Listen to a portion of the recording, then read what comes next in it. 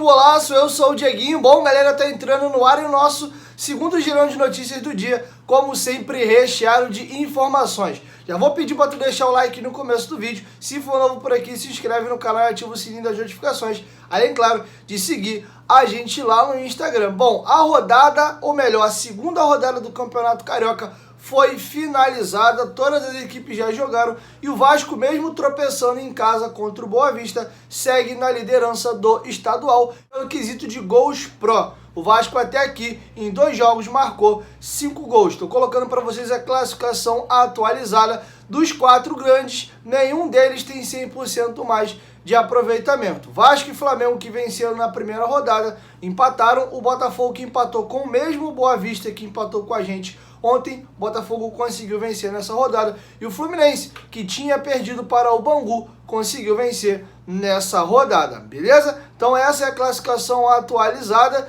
E olha, eu vou trazer para vocês aqui algumas situações importantes. O Vasco é líder, mas poderia ser líder isolado se não fosse aquele gol tomado já aos 39 minutos da segunda etapa, um vacilo coletivo ali do Galarza e do Edmar, e depois ali Anderson Conceição e Ulisses ambos vão no mesmo jogador, e depois a bola acaba sobrando para o jogador Vandinho do Boa Vista fazer o gol. E a situação que eu quero trazer para vocês é a seguinte: o Zé Ricardo foi perguntado se já era esperado o declínio físico da equipe na segunda etapa. Enquanto estava o time inteiro, Yuri Lara, Juninho, Nazário, Nenê, Raniel, Peck, o time titular, o Vasco estava bem, estava inclusive na segunda etapa com mais chance de fazer o segundo gol, perdeu várias oportunidades do que tomar o gol de empate. Quando começaram as mexidas, saída do Juninho e do Yuri Lara, e aí o time foi mexendo, principalmente com a saída dos 2 volantes, o Boa Vista melhorou um pouco na partida e acabou achando esse gol. Zé Ricardo foi perguntado se essa questão da queda física na segunda etapa já era algo esperado, e ele respondeu da seguinte maneira: já era esperado, né? A gente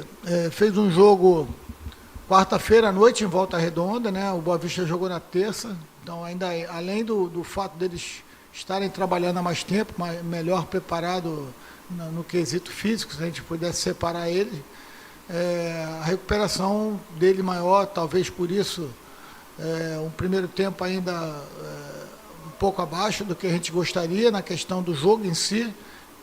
O Boa Vista aproveitou isso, pressionou a gente, criou dificuldade.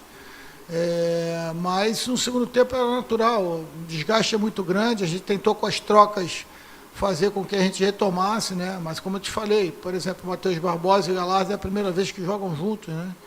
Então um entrosamento que vai acontecer com o tempo. Era natural que a gente não observasse 100% da condição de todos nós, né? Então, Isaac é a mesma coisa, Getúlio é a mesma coisa, Figueiredo, a gente colocou pela maneira como ele, positiva que ele marca os zagueiros defensivos, os zagueiros do adversário, perdão. Então tentamos dar um gás novo na equipe, mas infelizmente acabamos numa transição tomando o gol de empate. Tentamos ainda no final, tivemos algumas 2 ou 3 oportunidades, mas o resultado acabou não acontecendo.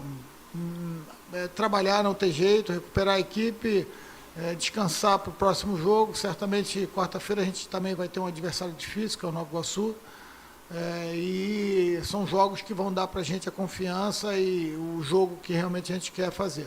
Bom, uma outra situação importante, comentando essa situação aí do Vasco ter caído fisicamente na segunda etapa, quando o Zé Ricardo acha que a equipe já vai estar bem fisicamente. O Zé Ricardo respondeu com bastante detalhes essa parte, eu acho bastante importante. Difícil quantificar, né? Como eu te falei, foram, se eu não estiver enganado, 7 jogadores que foram detectados com a Covid. A gente não tem um grupo muito extenso, né? Meninos que chegaram agora também na Copa São Paulo. Então a gente ainda tem um nível aí de heterogêneo, né, da nossa equipe. Fora a questão do entrosamento em si, a gente ainda teve esse problema. Jogos muito em cima acabam interferindo na recuperação total do atleta, mas a gente sabe que é assim mesmo.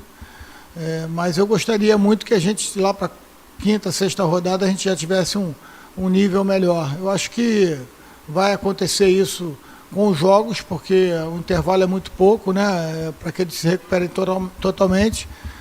E, enfim, quantificar, dar esse tipo de valor é muito difícil e sensível para a gente poder definir e determinar a partir dali que a gente vai estar 100%. Mas a gente confia muito nos processos que estão sendo bem acompanhados, bem ministrados no clube e enfim, vamos ver se com a sequência de jogos a gente consegue estar no nível aceitável mais ainda, porque para os 2 jogos que fizemos, acho que até a equipe mostrou um rendimento físico muito bom, né? Mas o jogo é muito pensado, o jogo é decidido em tomadas de decisões, muitas das vezes a tomada de decisão acaba fazendo com que a gente corra mais ou corra menos. Hoje eu vi a equipe no primeiro tempo um pouco ansiosa, não sei se pelo fato da gente estar jogando pela primeira vez em São Januário, querendo mostrar logo para a torcida, enfim, acabou que trouxe uma ansiedade e isso fez a nossa equipe tomar algumas decisões equivocadas, principalmente no primeiro tempo. E, logicamente, quando você está desorganizado em algum momento da fase do jogo, principalmente como aconteceu no primeiro tempo na fase ofensiva, você acaba tendo que correr mais, se desgastar mais para retomar essa bola, né? Então, mas eu vejo isso com muita naturalidade, sabendo que isso vai fazer parte do crescimento também. Mas existem equipes aí que para vencer um campeonato, para vencer uma competição, são montadas 4, 5 anos antes. E a gente tem aqui um grupo que nem um mês de trabalho ainda. Então, entendo que os problemas vão acontecer, mas eles mostram sinais também positivos até nesses problemas. Eu acho que a gente não pode dizer que só tivemos problemas, não. A gente mostrou algumas coisas bem positivas. Quando retornamos do segundo tempo, tivemos 3, 4 oportunidades para abrir o placar, abrimos o placar, tivemos a oportunidade de fazer o segundo no final do jogo, acabamos tomando um gol com a gente na bola, com a bola no ataque, não definimos o ataque, tomamos uma transição, que a gente sabe que quando isso tiver mais, a gente tiver com mais entrosamento, mais um conhecimento do outro, fica mais difícil de acontecer. Mas são sinais onde a gente precisa atacar, trabalhar, porque essa é a nossa palavra de ordem, trabalhar. Eu acho que a equipe tem que... Eu preciso enaltecer a equipe pela dedicação, isso aí não faltou. A identificação com aquilo que a gente quer da equipe também não faltou. Agora, realmente são processos que demoram um pouco mais. A lentidão de construir um trabalho, construir um jogo, é sempre maior do que, no caso, destruir um ataque, destruir uma construção do adversário. Então, vamos com calma, mas focados em crescer sempre. Bom, galera, uma situação também diferente. Há muito tempo a gente não vê o Vasco jogando com 2 atacantes. E passa pela cabeça do Zé Ricardo atuar dessa maneira. O Getúlio, que foi contratado para ser centroavante e brigar ali pelo comando de ataque junto com o Raniel, entrou ontem jogando de beirada, que é uma função também que ele sabe fazer. O Vasco sem a bola vinha marcando muito num 4-4-2. Yuri Lara e Juninho por dentro, Nazário e Peck aberto nas pontas, e aí depois uma linha de 4, com os 2 zagueiros e os 2 laterais. O Vasco em alguns momentos jogou com 4-4-2, com o Nenê sendo essa espécie de segundo atacante. Zé Ricardo foi perguntado como é que ele enxerga essa formação e se ele pensa em algum momento colocar a equipe para atuar com 2 atacantes. E o Zé Ricardo vai comentar, inclusive vai dar as opiniões dele a respeito de quais duplas de ataque poderiam acontecer no Vasco nessa temporada. Jogar com 2 atacantes é uma possibilidade para a gente, né? Ou na própria ausência do Nenê, num jogador meia central, no caso o Bruno Nazário, que pode jogar centralizado, ou o próprio Peck, ou o próprio Laranjeira, enfim, Figueiredo, que também pode jogar um passo atrás. Mas é uma ideia que me agrada e certamente já fizemos alguns trabalhos com isso. Hoje, por característica, o Getúlio acaba entrando um pouco mais na área, abrindo um pouquinho mais o corredor para o Edmar, no caso, ou pode ser o próprio Riquelme. E é uma ideia que a gente não perde de vista.